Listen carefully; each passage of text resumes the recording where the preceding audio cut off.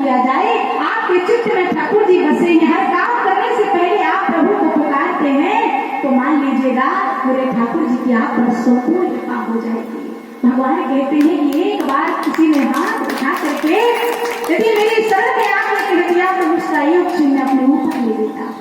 सक्रदेव प्रपन्नाय तवास में चयाचते अभ्यम सर्वभूतभ्यो ददात एतत् प्रपन्ना। ये मेरा व्रत है, ये मेरा संकल्प है कि समस्त बंधनों से छुट्टी दिला देता हूँ, उसे निर्भय कर देता। भगवान का प्रादुर्भाव का मतलब है भैया, जैसे हम सभी इस संसार में क्या है, ये भव सागर है, ये भी एक बंधन है, जेल है संसार। इस जेल में हम सब कैद हैं भैया।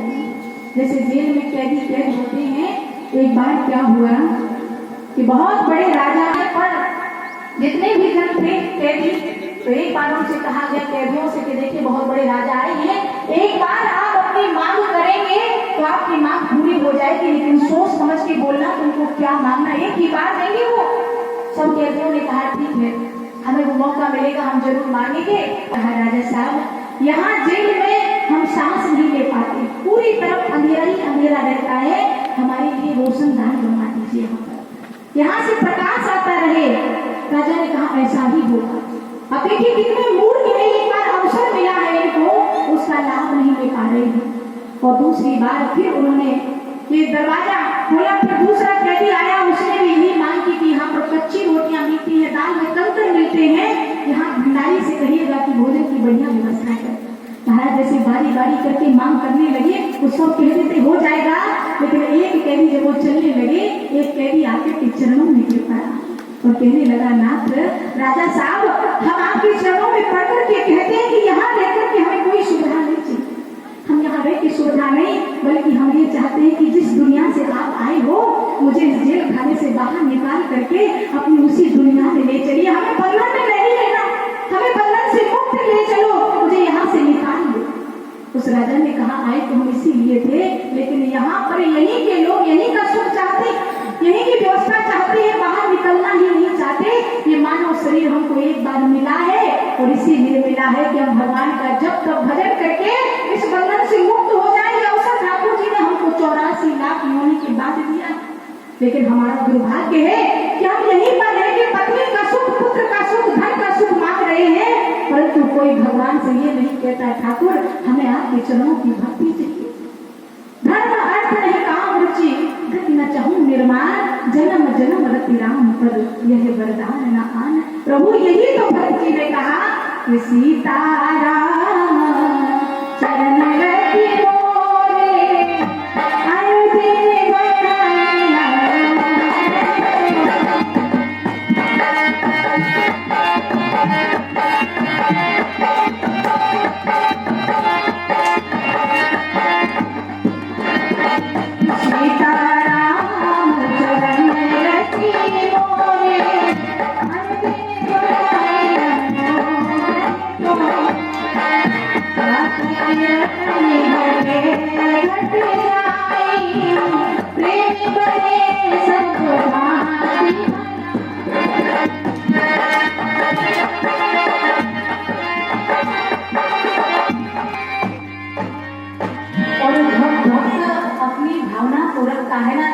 ठाकुर जी सुनते हैं कि ऐसे और कुछ नहीं, मेरा ही प्रेम चाहिए, सब मेरे ठाकुर जी कृपा करते। मेरे ऐसे दीन दयाल भगवान जी जब हनुमान जी की शरण में आकर के बैठते हैं, हनुमान जी महाराज जब उनकी शरण में आए और प्रणाम किया कि नाथ अब मैं जा रहा हूँ। कहाँ जा रहे हो?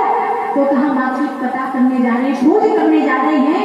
तो हनुमान जी से कहा कि तुम सीता की खोज करने जा रहे हैं? हाँ नाथ। और जैसे ही चलने लगे पाछे पवन तनय आवा, जाने काज प्रभु करते बोला।